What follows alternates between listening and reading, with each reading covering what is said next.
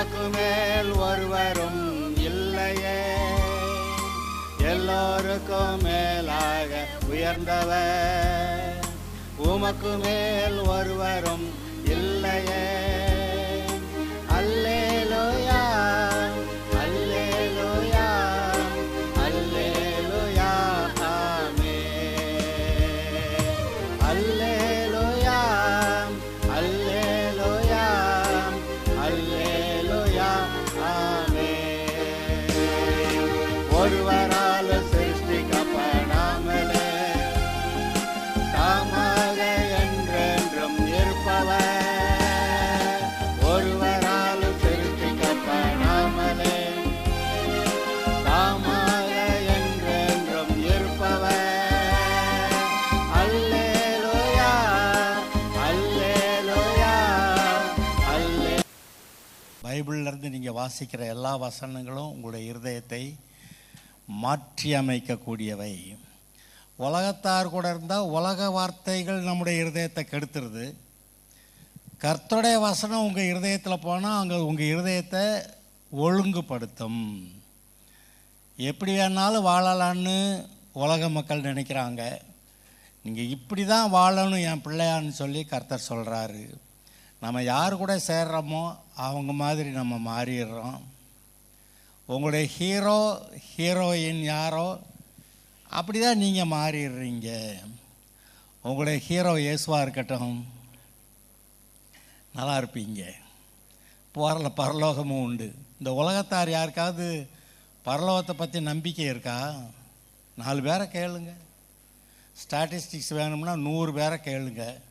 100 பேரை கேட்டு நீ இன்னைக்கு பரலோகம் போவியா சத்தான்னு கேளுங்க. விசுவாசியை தவிர ஒருத்தனும் பரலோகம் போவேன்னு சொல்ல மாட்டான். செத்தவர் பாடு அது என்ன கணக்கு இருக்குதுன்னு அது பரலோகம்னு சொல்லணும்ல. விசுவாசி மட்டும்தான் சொல்லுவான். ஏன்னா அவன் இருதயம் உலகத்தில் இருக்குது. அந்த உலகத்தாருடைய அந்த மனுஷன் ரட்சிக்கப்படாதவனுடைய மனசு, அவன் இருதயம் உலகத்தோட அந்த உலகம் சொல்கிறதா கேட்டுக்கிட்டு இருக்கு. அவங்க வாழ்க்கை அப்படி நாசமாக போகுது. பார்க்க அவங்க நல்லா இருக்காங்க, இப்படி இருக்காங்க, அப்படி இருக்காங்க. ஆமாம், ஐஸ்வர்யவான் தான் நரகத்துக்கு போனான்னு இயேசுனார் சொன்னார். அதனால் அவரே சொன்னார், ஐஸ்வர்யவான் பரலோகம் போகிறது ரொம்ப கஷ்டம்னு வேற சொல்லி வச்சுருக்கிறாரு. ஓகே, நீங்கள் பைபிள் வாசிக்கணும். வாசிக்க வாசிக்க, அதாவது நாங்களாம் சொல்லி சொல்லி வாசிக்க முடியாது உங்களால். I know. சும்மா குத்தி குத்தி வாசி வாசி வாசின்னா வாசிக்க முடியாதுன்னு எனக்கு தெரியும். உங்களை வாசிக்க வைக்க முடியாதுன்னு எனக்கு தெரியும். ஆனால் ரிமைண்டர்ஸ், ஞாபகப்படுத்துறது மட்டும்தான் சொல்கிறேன். வாசிங்கன்னா நீங்களும் உங்களோட குடும்பத்தாரும் நல்லா இருப்பீங்க. அந்த ஜெயிலர் ஒருத்தன் ரட்சிக்கப்பட்டானா, அன்றைக்கு அவனும் அவனை வீட்டாரும் ஞானஸ்நானம் எடுத்தாங்களாம். அல்லேலூயா. தேவனுடைய வார்த்தை வந்த உடனேயே அது என்னமோ செஞ்சிருச்சு. இது கர்த்தருக்கான ஒரு நாள். அதனால் நீங்கள் வரும்போதே கர்த்தருடைய சமூகத்தில் உட்கார போகிறேன். கர்த்தருடைய ஆசீர்வாத மழை வர்ற இடத்துக்கு வர்றேன். தேவனுடைய வாக்கு தத்தங்கள் படி நம்ம நம்பினா அது நடந்துடும். ஆசீர்வாத மழையை ஊற்றுகிறார். மனுஷகுமாரன் ஒருவன் விதைக்க புறப்பட்டான்னு கதை சொல்கிறார். எதை விதைக்கிறாராம்? வாக்கு தத்த வசனங்களை விதைக்கிறாராம். வேற என்னத்தையோ, நெல் விதைச்சா நெல் விளையும், வேறு எந்த தானியத்தை விளைச்சாலும் அது விளையும். ஆனால் கர்த்தர் அவை எல்லாவற்றையும் விளைய வைக்கிறதுக்கு நமக்குள்ள அவருடைய வாக்குத்தத்த வசனங்களை விதைக்கிறார். நீங்கள் இங்கே இருக்கும்போது கர்த்தருடைய வாக்குத்தத்த மழை, ஆசீர்வாத மழை உங்கள் மேலே வருது. அதை நம்பணுமா? நம்பினா நடக்கும், நம்பலைன்னா நடக்காது. ஏன்னா அவர் அப்படி சொல்லிட்டு போயிட்டார். விசுவாசித்தபடி ஆக கடவுதுன்னு சொல்லிட்டாரு. இன்றைக்கும் பாவம் செஞ்சாதான் நல்லா இருப்பேன்னு நினைக்கிறவன் பாவம் தான் செய்கிறான். இந்த உலகத்தில் இந்த மாதிரி தான் மக்கள் இருக்காங்க, நானும் அப்படி தான் இருக்கணும்னு நினைக்கிறேன், அப்படி ஆயிடுறான். அதை நம்புகிறேன், அப்படி செஞ்சிடுறான். ஆனால் கர்த்தரை நம்பும்போது நீங்கள் நல்லா வாழ்ந்திருப்பீங்க. இயேசுநாதர் மனுஷர் செய்கிற பாவம் எதுன்னு சொன்னார் தெரியுமா? அவர்கள் என்னை விசுவாசியாதபடியாலே பாவத்தை குறித்து பரிசுத்த ஆவியானவர் வந்து கண்டித்து உணர்த்துவார்னு சொன்னார். அப்போ அவர் பாவம்னு எதை சொல்கிறாரு? அவர்கள் என்னை விசுவாசிக்கல, அதான்டா பாவம் அப்படின்னு சொல்கிறாரு. அவரை விசுவாசித்தா அப்புறம் நம்ம ஒழுங்காயிருவோம். இன்றைக்கி ஏன் நீங்கள் இங்கே இருக்கிறீங்க? கர்த்தரே இயேசுவே தேவனுடைய குமாரன், அவர் நம்முடைய பாவங்களுக்காக பரிகாரம் செய்தார், அதை நம்புகிறேன், ஏற்றுக்கொள்கிறேன்னு சொன்னதுனால தான் அங்கே இருக்கிறீங்க. இல்லாட்டி வீட்டில் உட்காந்து ஏதாவது சாப்பிட்டுட்டு செல் எடுத்து வச்சுக்கிட்டு ஒரு கதையெல்லாம் போட்டு, அது நம்ம தமிழ்நாடு அரசியல்லாம் ரொம்ப ஜோக்காக போய்கிட்டு இருக்குது. இப்போ என்ன தான் நடக்குதுன்னு யாருக்கும் சொல்ல முடியாத அளவுக்கு உலக அரசியல் அதை விட மோசமாக இருக்குது, அதை விட பெரிய ஜோக்குங்க. குண்டு போட்டுக்கிட்டே இருக்கிறான். சரி இன்றைக்கி விடுவேன் நாளைக்கு விடுவேன்னு பார்த்தா போட்டுக்கிட்டே இருக்கிறாங்க. இந்த சமாதானம்ன்றான், அப்புறம் பார்த்தா அடுத்த நாளே குண்டு விழுகுது. கடைசிக்கு பாதிக்கப்படுகிறவர்கள் உலகத்தில் எல்லாருமே, குண்டு போடுறவனுக்கும் பாதிப்பு இருக்குது, குண்டு யார் மேலே விழுகுதோ அவங்களுக்கும் பாதிப்பு இருக்குது. அதனால் அந்த வியாபார கப்பல்கள் இங்கேயும் அங்கேயும் போக முடியல, எல்லா பக்கமும் விலை ஏறிக்கிட்டு இருக்குது. இதெல்லாம் கடைசி காலத்தில் வரக்கூடியவைன்னு நான் நம்புகிறேன். அது மாத்திரமில்ல, இயேசு கிறிஸ்து வந்து சபையை எடுத்துக்கொண்டு போகிறதுக்கு முன்பாக அந்த பெரிய உபத்திரவம் இல்லை, ஓரளவுக்கு சிறிய உபத்திரவம் இருக்கும்னு நான் நம்புகிறேன். ஏன்னா வசனமும் அப்படி இருக்குது. இப்போ நம்முடைய அரசியல் போக்குப்படி ஒரே நாடு, ஒரே மொழி, ஒரே மதம், அப்புறம் என்னது ஒரே எலெக்ஷன், அப்படியெல்லாம் வந்தால் வருமா? அது வரும். அதில் பாதிக்கப்படுகிறவர்கள் பாதிக்கப்படுவார்கள். இன்றைக்கு மணிப்பூரில் 2-3 வருஷத்துக்கு முன்னாடி ஆரம்பித்தது. அந்த மணிப்பூர் கிறிஸ்தவர்கள் அடக்கப்படுகிறார்கள், நொறுக்கப்படுகிறார்கள். அந்த சபைகள் தீ வைத்து எரிக்கப்படுகின்றன. மக்கள் ஊரில் குடியிருக்க முடியல. ஏதோ போய் காடுகளில் போனோம்னா விரட்டி விட்டோன்னே காடுகளில் போனால் உடனே அங்கே கூடாரமாக வந்துடும். எந்த குளிரில் எப்படி கிடந்தாங்களோ, அப்புறம் அங்கே வீட்டுக்கே வராமல் அங்கேயே ஒரு கூட்டம் அங்கேயே தங்கிருச்சு. என்னத்தை கூடாரத்தை போட்டாங்களோ அங்கேயே இருக்கிறாங்க. திரும்பி வந்தவங்க மறுபடியும் போராடுறாங்க, மறுபடியும் அடி விழுகுது. நிர்வாணமாக்கி தீ வச்சு எரிக்கவெல்லாம் செஞ்சுருந்துருக்குறாங்க. யாருக்கு? கிறிஸ்தவர்களுக்கு. உலகம் முழுவதுமே உபத்திரவங்கள்னு நீங்கள் வாசிங்கன்னா, வரலாறு வாசிங்கன்னா, மத சண்டைகளை மாதிரி கேவலமான ஜனங்களை கொல்லக்கூடிய வேறு எந்த சண்டையும் இல்லை. ஜாதி சண்டையும் இருக்குது, அது மத சண்டையும் ரொம்ப ரொம்ப மோசமானது. ஜெர்மனியில் 60 லட்சம் பேர் யூதர்கள் கொல்லப்பட்டாங்கன்னா எது? மதம். இப்படி மத சண்டைகள் வருகிறது. அது எங்கேயும் வந்து கொண்டே இருக்கிறது. அதனால் இயேசு வருகிறதுக்கு முன்னாடி ஓரளவுக்கு ஒரு சிறு உபத்திரவம் இருக்கும் என்று நான் அறிவேன். அந்த பைபிளில் சொல்லியிருக்கிறபடி மகா உபத்திரவம் அது வேற. அது 3.5 வருஷத்துக்கு தான். 7 வருஷத்துக்கு உபத்திரவம்னு போட்டிருக்கோம். அதில் பாதி 3.5 வருஷம்தான் மகா உபத்திரவம் அப்படின்னு இருக்கும்.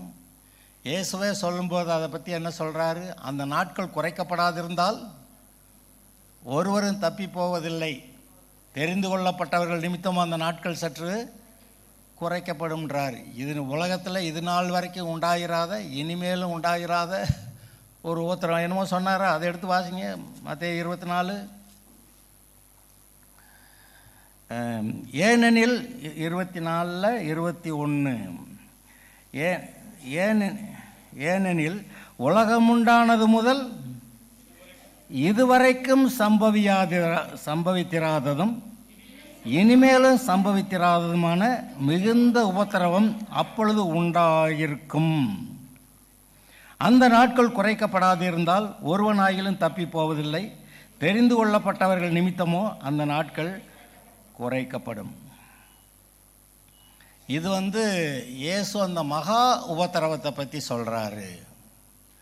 இப்போ நாம் பேசிக்கிட்டு இருக்கிறது சபை எடுத்துக்கொள்ளப்படுவதற்கு முன்னாடி வரக்கூடிய ஒரு சிறிய உபத்திரவம். இப்போ அதவே மெதுவாக லேசாக டேஸ்ட் பண்ண ஆரம்பிச்சிட்டான். சமையல் எரிவாயு கிடைக்காம இருந்துச்சு, விலை ஏறுது. அந்த காலத்தில் விறகு போட்டு எரிச்சுக்கிட்டு இருந்தான், அதை கெடுத்தாங்க. சும்மா இருந்திருக்கலாம்ல. வேணுங்கிறவங்க மட்டும் சமையல் எரிவாயு வாங்கிக்கங்க, மீதியெல்லாம் விறகு பயன்படுத்திக்கன்னு சொல்லியிருந்தா நம்ம இன்னும் வீட்டில் விறகு அடுப்பு இருக்கும்ல. இப்போ விறகு அடுப்பு இல்லாமல் போச்சு. அப்படியே இப்போ புதுசாக வீடு கட்டுறவங்கெல்லாம் விறகு அடுப்புக்காக வீடு கட்டுறதில்லை. இப்போ போய் சமையல் அறையில் போய் விறகு அடுப்பு வச்சிங்கன்னா புகை, வீடெல்லாம் புகையாயிரும். ஆனால் அந்த காலத்தில் வீடு கட்டினவங்க அந்த புகைக்கெல்லாம் வெளியே போகிறதுக்கு வழி வச்சு வீடு கட்டினாங்க. இப்போ எல்லாம் மாறியும் போச்சு. சமையல் கேஸ் கிடைக்கலைங்கிறது மட்டும் இல்லை, வீடே அடுப்பு வச்சிங்கன்னா ரொம்ப புகையாயிரும், குடியிருக்க முடியாது. எல்லாம் மாறி போச்சு. இப்போ கேஸ் கிடைக்கல, விலை ஏறுது, இன்னும் என்ன இல்லாமல் விலை ஏறப்போகுது. சாப்பாட்டுக்காவது இருக்குமா அப்படிங்கிற அளவுக்கு நான் ரொம்ப ஆச்சரியப்படுறேன். வேலைக்கு போகிறவங்க சிலர் 10,000 12,000 கிடைச்சாலே ஒரு மாதத்துக்கு அதை வச்சு வாழ்க்கையை ஓட்டிடலாம். அதனால் மனைவியும் போய் வேலைக்கு போகணும், அதில் ஏதாவது காசு கிடச்சா பொழைச்சிக்கலாம். பத்தாவதுக்கு தான் காசு இல்லை, கடனை வாங்கி ஓட்டலாம். ஆனால் இதெல்லாம் சரியான நம்பிக்கையும் கிடையாது, சரியான வாழ்க்கையும் கிடையாது. உண்மையாகவே ஜீவனுள்ள தேவன், வானத்தையும் பூமியும் உண்டாக்கினவர், அவர் சொல்கிறார், நீ என்னைய பாரு, நான் உனக்கு சாப்பாடு கொடுப்பேன். சாப்பாட்டுக்காக தண்ணிக்காக கூட நீ என்னைய தான் பார்க்கணும் அப்படின்னு சொல்லியிருக்கிறாரு. வசனம் எங்கே இருக்கு? உபாகமம் 8 2வது வசனத்திலிருந்து. உபாகமம் 8 இந்த நான் எடுத்துக்கிறேன்.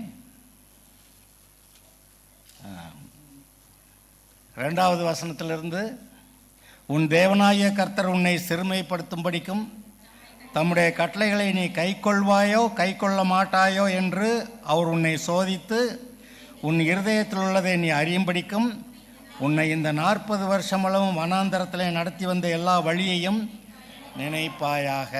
40 வருஷம் வனாந்தரத்தில் இருந்துட்டாங்க.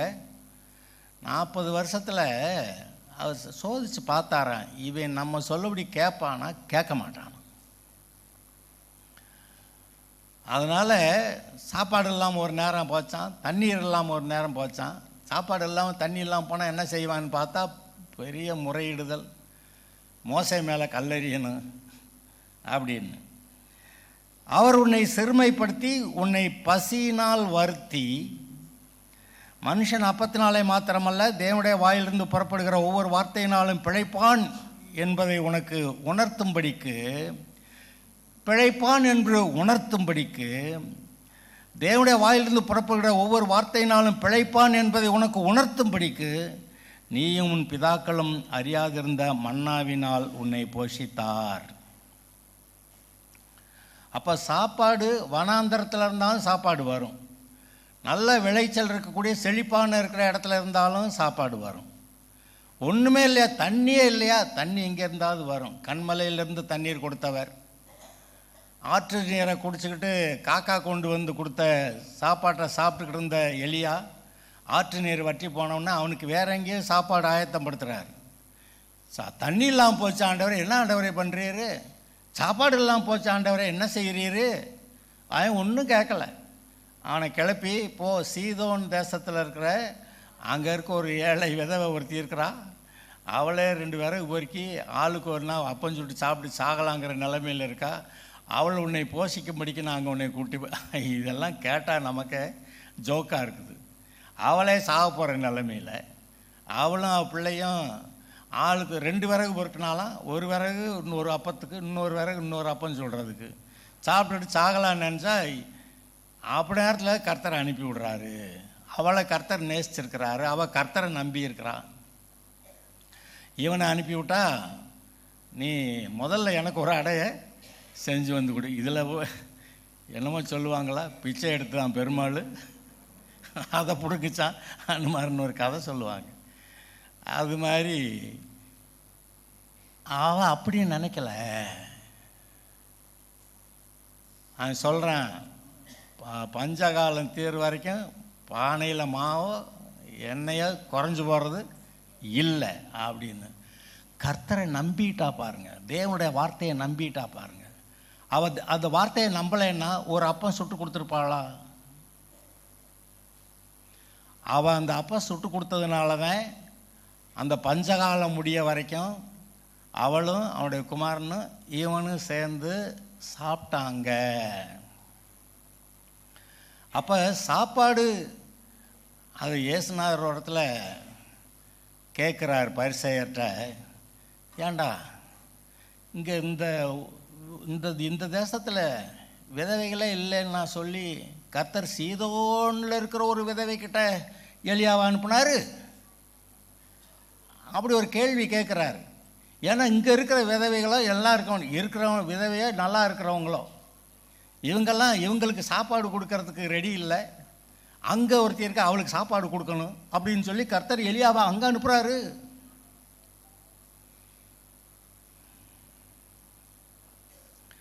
நீங்கள் என்ன தேவையானாலும் அதற்காக நீங்கள் ஆண்டவரை நோக்கி பார்க்க வேண்டும் என்று இந்த உபாகமம் 8வது அதிகாரம் 2வது 3வது வசனங்கள் சொல்லுகின்றன.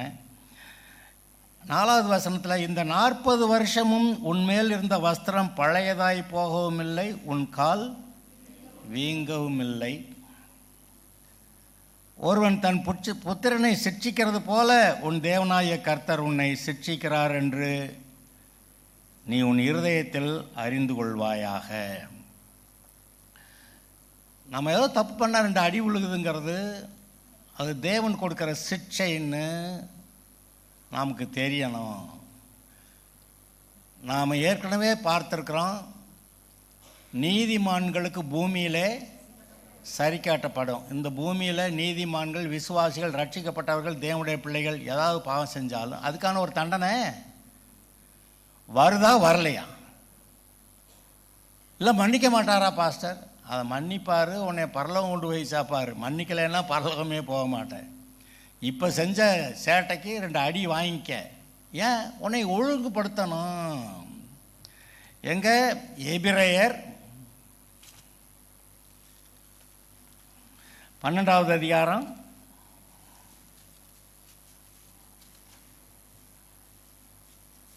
4வது வசனத்திலிருந்து, பாவத்துக்கு விரோதமாய் போராடுகிறதில்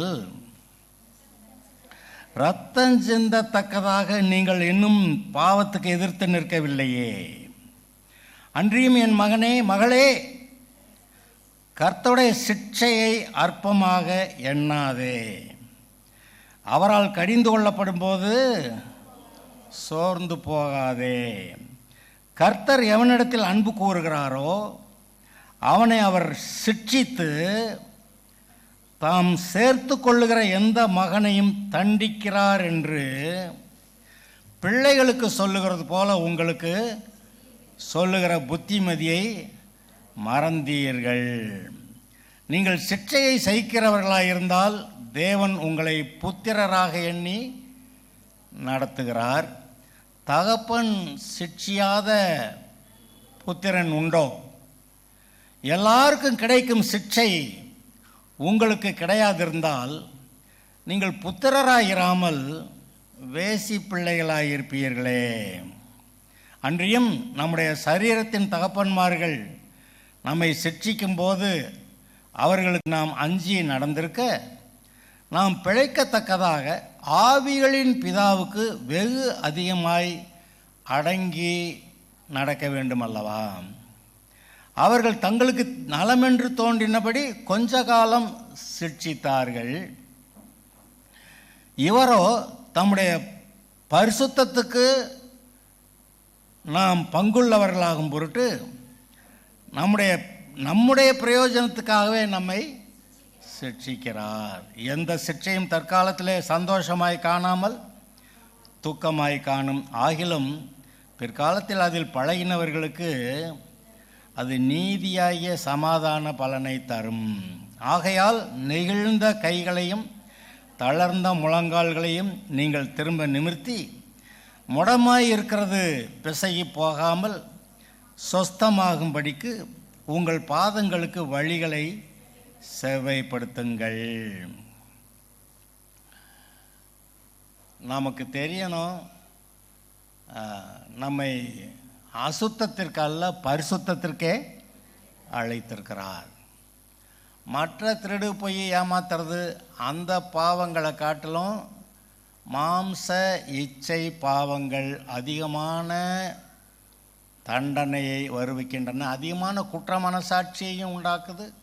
அந்த குற்ற மனசாட்சி போகணும்னா அதுக்கேற்ற தண்டனையும் வருது. இப்போ நான் ஒரு 3 வசனம் சொல்ல போகிறேன், அதை வாசிச்சுட்டு முடிக்க போகிறோம். என்னாகமம் 23வது அதிகாரத்தில் என்ன வசனத்தில் சொல்லியிருக்கு? அவர் யாக்கோபிலே அக்கிரமத்தை காண்பதுமில்லை. 19, 20, 21 எடுத்துட்டிங்களா? பொய் சொல்ல தேவன் ஒரு மனிதன் அல்ல, மனம் மாற அவர் மனுபுத்திரனும் அல்ல. அவர் சொல்லியும் செய்யாதிருப்பாரோ, வசனித்தும் நிறைவேற்றாதிருப்பாரோ?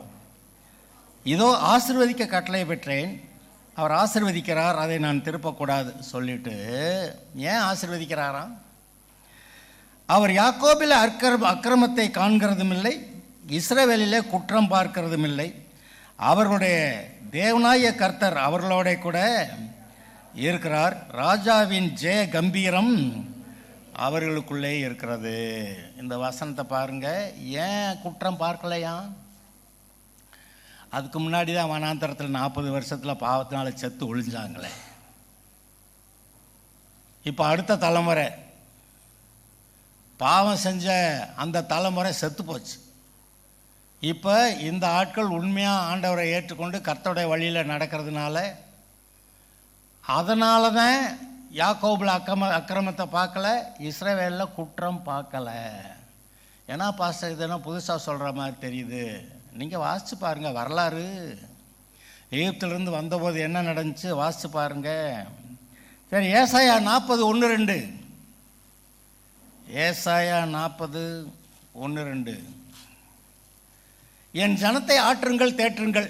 ஏன்னா எருசலேமுடன் பட்சமாய் பேசி அதன் போர் முடிந்ததென்றும் அதன் அக்கிரமம் நிவிர்த்தியாயிற்று என்றும் அது தன் சகல பாவங்கள் நிமித்தமும் தன் கர்த்தரின் கையில் இரட்டிப்பாய் அடைந்து தீர்ந்ததென்றும் அதற்கு சொல்லுங்கள். ஏன் அங்கே தேற்றணுமா, ஆற்றணுமா? ஏன் பட்சமாக பேசணுமா? உடைய வாழ்க்கை போராட்டம் முடிஞ்சிருச்சு அப்படின்னு ஏன் சொல்லணுமா? அப்படின்னா அக்கிரம நிவிர்த்தி ஆயிற்று என்றும் அது தன் சகல பாவங்கள் நிமித்தம் கர்த்தரின் கையில் இரட்டிப்பாய். ஆமாம், நம்ம சேட்டை பண்ணால் 1க்கு 2 அடி அடங்கி இருக்கணும். நம்முடைய இருதயம் அடங்கணும், சொன்னபடி கேட்கணும். இது பதறக்கூடாது, தவ்வக்கூடாது, குதிக்கக்கூடாது, சண்டை போடக்கூடாது, ஆர்ப்பாட்டம் பண்ணக்கூடாது. விட மாட்டேன். Wait for God. கர்த்தருடைய சமூகத்திலே காத்திருங்கள். இந்த கர்த்தருடைய சமூகத்தில் காத்திருக்கிறத இட்ஸ் எ பிக் ஆர்ட். அது ஒரு ரொம்ப கஷ்டம். எனக்கு ஆத்த போய் அவன் போடுறேன்னாக்க அதெல்லாம் பண்ணக்கூடாது. பழி வாங்குதல் எனக்குரியது, நானே பதில் செய்வேன். எரேமியா 50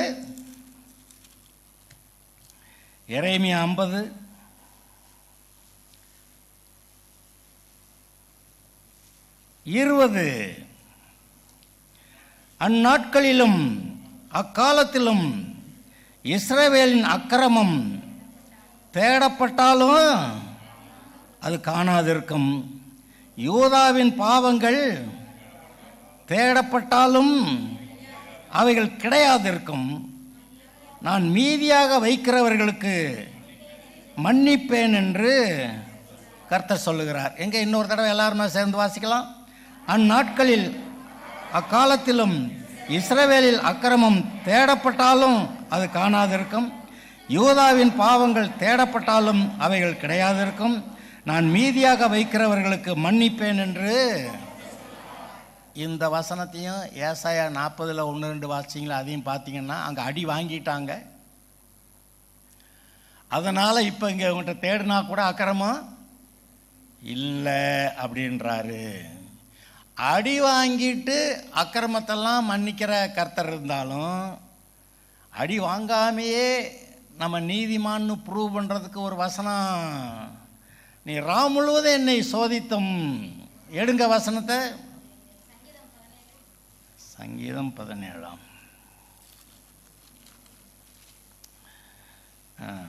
ரைட்டு, சங்கீதம் 17. சங்கீதம் 17.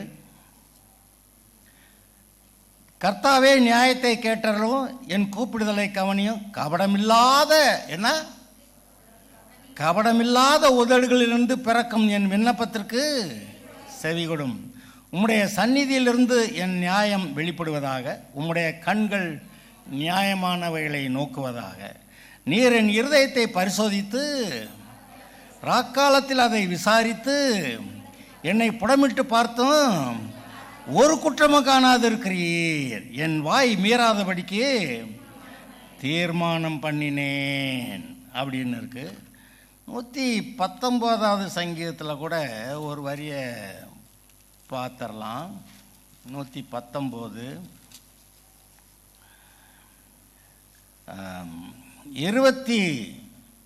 28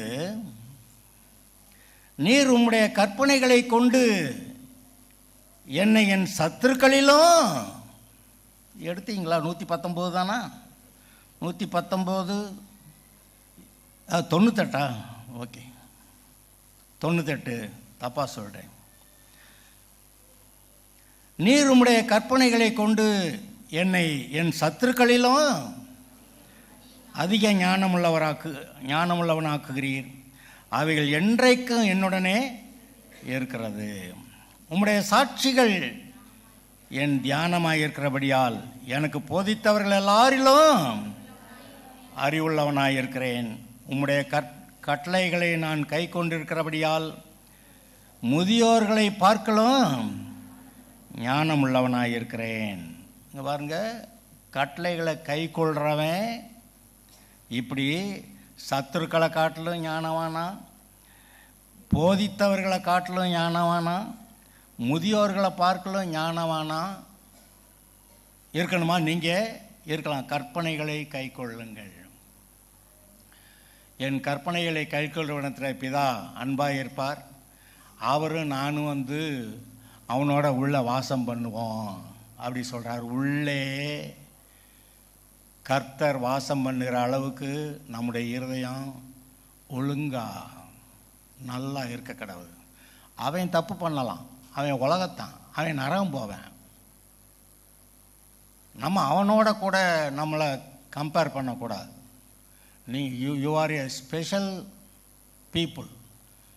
நீங்கள் தேவனுக்கென்று பிரித்தெடுக்கப்பட்ட பரிசுத்தமான பரலோகத்தின் பிள்ளைகள், தேவனாலே பிறந்தவர்கள். அவர்கள் பிசாசினாலே பிறந்தவர்கள். ஒரு வசனத்தை வாசித்து முடிச்சிடலாம். 1 யோவான்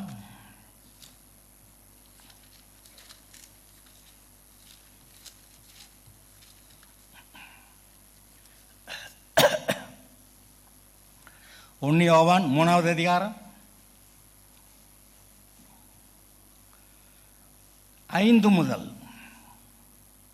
அவர் நம்முடைய பாவங்களை சுமந்து தீர்க்க வெளிப்பட்டார் என்று அறிவீர்கள். அவரிடத்தில் பாவம் இல்லை. அவரில் நிலைத்திருக்கிற எவனும் என்ன செய்யறதில்ல?